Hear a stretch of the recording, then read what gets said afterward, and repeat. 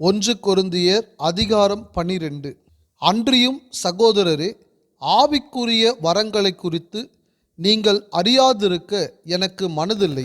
நீங்கள் அஞ்ஞானிகளாய் இருந்தபோது ஏவப்பட்டபடியே ஊமையான விக்கிரகங்களிடத்தில் மனதை செலுத்தினீர்கள் என்று உங்களுக்கு தெரியுமே.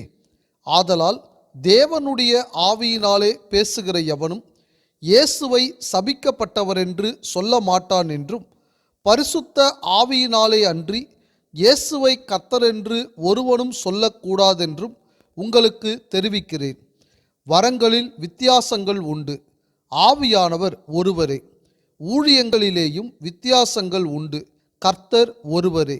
கிரியைகளிலேயும் வித்தியாசங்கள் உண்டு, எல்லாருக்குள்ளும் எல்லாவற்றையும் நடப்பிக்கிற தேவன் ஒருவரே. ஆவியினுடைய அனுக்கிரகம் அவனவனுடைய பிரயோஜனத்திற்கென்று அளிக்கப்பட்டிருக்கிறது. எப்படியெனில், ஒருவனுக்கு ஆவியினாலே ஞானத்தை போதிக்கும் வசனமும், வேறு ஒருவனுக்கு அந்த ஆவியினாலேயே அறிவை உணர்த்தும் வசனமும், வேறு ஒருவனுக்கு அந்த ஆவியினாலேயே விசுவாசமும், வேறு ஒருவனுக்கு அந்த ஆவியினாலேயே குணமாக்கும் வரங்களும், வேறு ஒருவனுக்கு அற்புதங்களை செய்யும் சக்தியும், வேறு ஒருவனுக்கு தீர்க்க தரிசனம் உரைத்தலும், வேறு ஒருவனுக்கு ஆவிகளை பகுத்தறிதலும், வேறு ஒருவனுக்கு பற்பல பாஷைகளை பேசுதலும், வேறு ஒருவனுக்கு பாஷைகளை வியாக்கியானம் பண்ணுதலும் அளிக்கப்படுகிறது. இவைகளை எல்லாம் அந்த ஒரே ஆவியானவர் நடப்பித்து தமது சித்தத்தின்படியே அவனவனுக்கு பகிர்ந்து கொடுக்கிறார். எப்படியெனில், சரீரம் ஒன்று, அதற்கு அவயவங்கள் அநேகம். ஒரே சரீரத்தின் அவயவங்கள் எல்லாம் அநேகமாய் இருந்தும் சரீரம் ஒன்றாகவே இருக்கிறது. அந்த பிரகாரமாக கிறிஸ்துவும் இருக்கிறார். நாம் யூதராயினும் கிரேக்கராயினும் அடிமைகளாயினும் சுயாதீனராயினும் எல்லாரும் ஒரே ஆவியினாலே ஒரே சரீரத்திற்குள்ளாக ஞானஸ்நானம் பண்ணப்பட்டு எல்லாரும் ஒரே ஆவிக்குள்ளாகவே தாகம் தீர்க்கப்பட்டோம். சரீரமும் ஒரே அவயவமாய் இராமல் அநேக அவயவங்களாய் இருக்கிறது. காலானது நான் கையாயிராதபடியினாலே நான் சரீரத்தின் அவயவம் அல்லவென்றால், அதனாலே அது சரீரத்தின் அவயவமாய் இராதோ? காதானது நான் கண்ணாயிராதபடியினாலே நான் சரீரத்தின் அவயவம் அல்லவென்றால், அதனாலே அது சரீரத்தின் அவயவமாய் இராதோ? சரீரம் முழுவதும் கண்ணானால் செவி எங்கே? அது முழுவதும் செவியானால் மோப்பம் எங்கே? தேவன் தமது சித்தத்தின்படி அவயவங்கள் ஒவ்வொன்றையும் சரீரத்திலே வைத்தார். அவையெல்லாம் ஒரே அவயவமாய் இருந்தால் சரீரம் எங்கே? அவயவங்கள் அநேகமாய் இருந்தும் சரீரம் ஒன்றே. கண்ணானது கையை பார்த்து, நீ எனக்கு வேண்டுவதில்லை என்றும், தலையானது கால்களை நோக்கி, நீங்கள் எனக்கு வேண்டுவதில்லை என்றும் சொல்லக்கூடாது. சரீர அவயவங்களில் பலவீனம் உள்ளவைகளாய் காணப்படுகிறவைகளே மிகவும் வேண்டியவைகளாய் இருக்கிறது. மேலும் சரீர அவயவங்களில் கனவீனமாய் காணப்படுகிறவைகளுக்கு அதிக கனத்தை கொடுக்கிறோம். நம்மில் லட்சணம் இல்லாதவைகளே அதிக அலங்காரம் பெறும். நம்மில் லட்சணம் உள்ளவைகளுக்கு அலங்கரிப்பு வேண்டியதில்லை. சரீரத்திலே பிரிவினையுண்டாயிராமல் அவயவங்கள் ஒன்றை குறித்து ஒன்று கவலையாயிருக்கும்படிக்கு தேவன் கனத்தில் குறைவுள்ளதற்கு அதிக கனத்தை கொடுத்து இப்படி சரீரத்தை அமைத்திருக்கிறார். ஆதலால் ஒரு அவயவம் பாடுபட்டால் எல்லா அவயவங்களும் கூட பாடுபடும். ஒரு அவயவம் மகிமைப்பட்டால் எல்லா அவயவங்களும் கூட சந்தோஷப்படும். நீங்களே கிறிஸ்துவின் சரீரமாயும் தனித்தனியே அவயவங்களாயும் இருக்கிறீர்கள். தேவனானவர் சபையிலே முதலாவது அப்போஸ்தலரையும், இரண்டாவது தீர்க்கதரிசிகளையும், மூன்றாவது போதகர்களையும், பின்பு அற்புதங்களையும், பின்பு குணமாக்கும் வரங்களையும், ஊழியங்களையும், ஆளுகைகளையும், பலவித பாஷைகளையும் ஏற்படுத்தினார். எல்லாரும் அப்போஸ்தலர்களா? எல்லாரும் தீர்க்கதரிசிகளா? எல்லாரும் போதகர்களா? எல்லாரும் அற்புதங்களை செய்கிறவர்களா? எல்லாரும் குணமாக்கும் வரங்கள் உடையவர்களா? எல்லாரும் அந்நிய பாஷைகளை பேசுகிறார்களா? எல்லாரும் வியாக்கியானம் பண்ணுகிறார்களா? இப்படி இருக்க முக்கியமான வரங்களை நாடுங்கள்.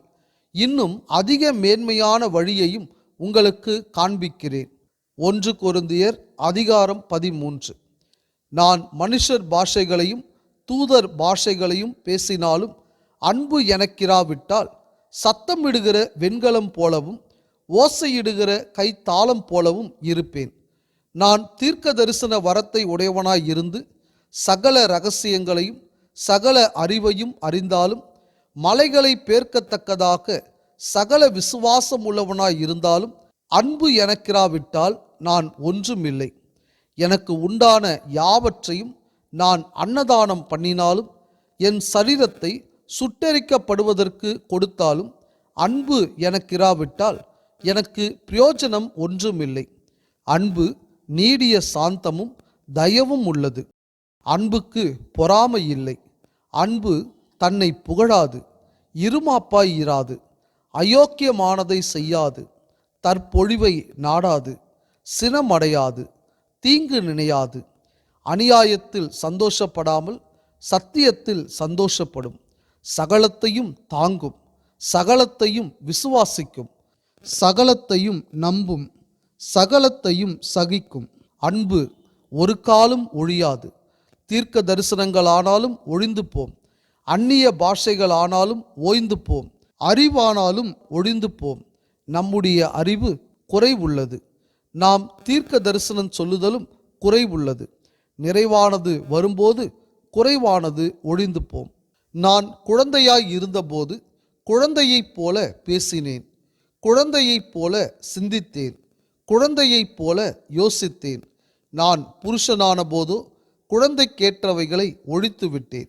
இப்பொழுது கண்ணாடியிலே நிழலாட்டமாய் பார்க்கிறோம், அப்பொழுது முகமுகமாய் பார்ப்போம். இப்பொழுது நான் குறைந்த அறிவுள்ளவன், அப்பொழுது நான் அறியப்பட்டிருக்கிறபடியே அறிந்து கொள்ளுவேன்.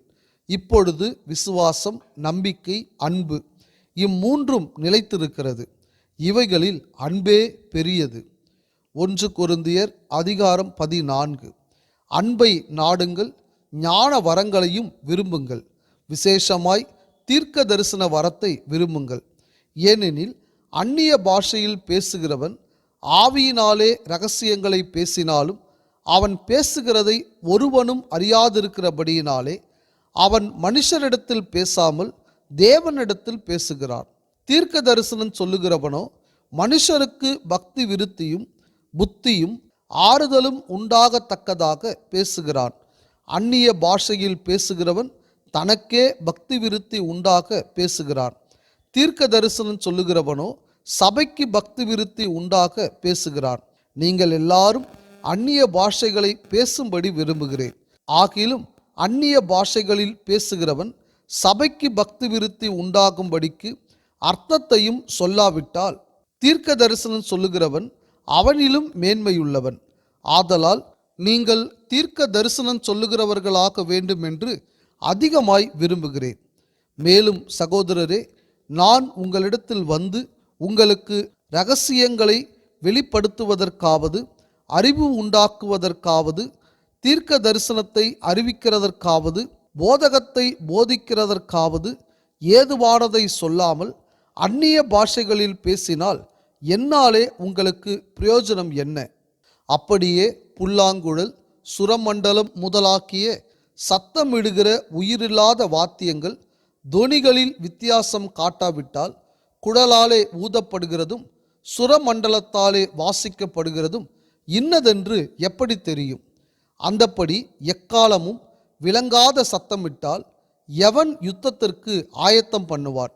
அதுபோல நீங்களும் தெளிவான பேச்சை நாவினால் வசனியாவிட்டால் பேசப்பட்டது இன்னதென்று எப்படி தெரியும்? ஆகாயத்தில் பேசுகிறவர்களாய் இருப்பீர்களே. உலகத்திலே எத்தனையோ விதமான பாஷைகள் உண்டாயிருக்கிறது, அவைகளில் ஒன்றும் அர்த்தமில்லாததல்ல. ஆயினும் பாஷையின் கருத்தை நான் அறியாமல் இருந்தால் பேசுகிறவனுக்கு அந்நியனாயிருப்பேன், பேசுகிறவனும் எனக்கு அந்நியனாயிருப்பான். நீங்களும் ஆவிக்குரிய வரங்களை நாடுகிறவர்களானபடியால் சபைக்கு பக்தி விருத்தி உண்டாகத்தக்கதாக அவைகளில் தேரும்படி நாடுங்கள். அந்தப்படி அந்நிய பாஷையில் பேசுகிறவன் அதன் அர்த்தத்தையும் சொல்லத்தக்கதாக விண்ணப்பம் பண்ண கடவன். எண்ணத்தினாலெனில் நான் அந்நிய பாஷையிலே விண்ணப்பம் பண்ணினால் என் ஆவி விண்ணப்பம் பண்ணுமே அன்றி என் கருத்து பயனற்றதாய் இருக்கும். இப்படி இருக்க செய்ய வேண்டுவதென்ன? நான் ஆவியோடும் விண்ணப்பம் பண்ணுவேன், கருத்தோடும் விண்ணப்பம் பண்ணுவேன். நான் ஆவியோடும் பாடுவேன், கருத்தோடும் பாடுவேன். இல்லாவிட்டால் நீ ஆவியோடு ஸ்தோத்திரம் பண்ணும்போது கல்லாதவன் உன் ஸ்தோத்திரத்திற்கு ஆமேன் என்று எப்படி சொல்லுவான்? நீ பேசுகிறது இன்னதென்று அவன் அறியானே. நீ நன்றாய் ஸ்தோத்திரம் பண்ணுகிறாய், ஆகிலும் மற்றவன் பக்தி விருத்தி அடைய மாட்டானே. உங்கள் எல்லாரிலும் நான் அதிகமாய் பாஷைகளை பேசுகிறேன், இதற்காக என் தேவனை ஸ்தோத்தரிக்கிறேன். அப்படி இருந்தும் நான் சபையிலே அந்நிய பாஷையில் 10,000 வார்த்தைகளை பேசுகிறதிலும் மற்றவர்களை உணர்த்தும்படி என் கருத்தோடே 5 வார்த்தைகளை பேசுகிறதே எனக்கு அதிக விருப்பமாயிருக்கும். சகோதரரே, நீங்கள் புத்தியிலே குழந்தைகளாய் இராதேயுங்கள், துர்குணத்திலே குழந்தைகளாயும் புத்தியிலோ தேறினவர்களாயும் இருங்கள். மறு பாஷைக்காரராலும் மறு உதடுகளாலும் இந்த ஜனங்களிடத்தில் பேசுவேன், ஆகிலும் அவர்கள் எனக்கு செவி கொடுப்பதில்லை என்று கர்த்தர் சொல்லுகிறார் என்று வேதத்தில் எழுதியிருக்கிறதே. அப்படி இருக்க அந்நிய பாஷைகள் விசுவாசிகளுக்கு அடையாளமாய் இராமல் அவிசுவாசிகளுக்கு அடையாளமாய் இருக்கிறது. தீர்க்க தரிசனமோ அவிசுவாசிகளுக்கு அடையாளமாய் இராமல் விசுவாசிகளுக்கு அடையாளமாய் இருக்கிறது. ஆகையால் சபையார் எல்லாரும் ஏகமாய் கூடி வந்து எல்லாரும் அந்நிய பாஷைகளிலே பேசிக்கொள்ளும்போது கல்லாதவர்களாவது அவிசுவாசிகளாவது உள்ளே பிரவேசித்தால் அவர்கள் உங்களை பைத்தியம் பிடித்தவர்கள் என்பார்கள் அல்லவா? எல்லாரும் தீர்க்க தரிசனம் சொல்லுகையில் அவிசுவாசி ஒருவன் அல்லது கல்லாதவன் ஒருவன் உள்ளே பிரவேசித்தால் அவன் எல்லாராலும் உணர்த்துவிக்கப்பட்டும் எல்லாராலும் நிதானிக்கப்பட்டும் இருப்பான். அவனுடைய இருதயத்தின் அந்தரங்கங்களும் வெளியரங்கமாகும்.